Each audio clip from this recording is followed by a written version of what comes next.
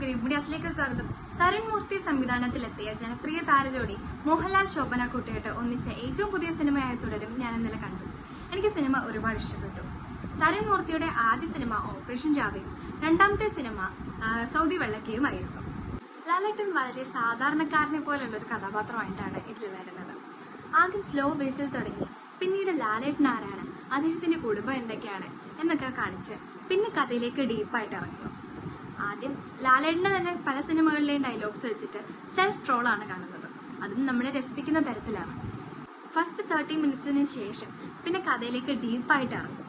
പിന്നീട് എന്താണ് സംഭവിക്കുന്നത് എന്നുള്ള ഒരു ക്യൂരിയോസിറ്റിയിലാണ് നമ്മൾ വരുന്നത്.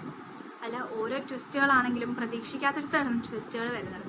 അപ്പം ഞാൻ ഭയങ്കരമായിട്ട് എൻജോയ് ചെയ്തു. എനിക്ക് സാറ്റിസ്ഫാക്റ്റീവ് ആണ്. മസ്റ്റ് വാച്ച് ആയിട്ടുള്ള ഒരു സിനിമയായിട്ടാണ് എനിക്ക് ഫീൽ ചെയ്തിട്ടുള്ളത്.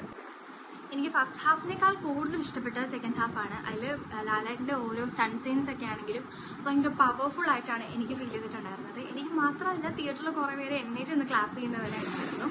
അത്രയും രസകരമായിട്ടാണ് ചെയ്തിട്ടുള്ളത്. പെർഫോമൻസ് വൈസ് എനിക്ക് എടുത്തു പറയാനുള്ള ലാലേട്ടൻ ശോഭന ഓഫ് കോഴ്സ് സൂപ്പറാണ്. അല്ലാതെ എനിക്ക് എടുത്തു പറയാനായിട്ടുള്ളതെന്ന് പറഞ്ഞാൽ പോലീസ് ക്യാരക്ടേഴ്സ് ചെയ്തിട്ടുള്ളവരാണ്.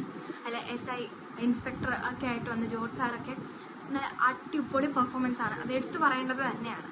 ഇന്റർവെൽ പഞ്ചിന് ശേഷം ശരിക്കും ക്യൂരിയസ് ആക്കി എന്താണെന്നറിയാനുള്ള വല്ലാത്തൊരു ടെൻഷൻ തന്നെയാണ് ഫീൽ ചെയ്യുന്നത്.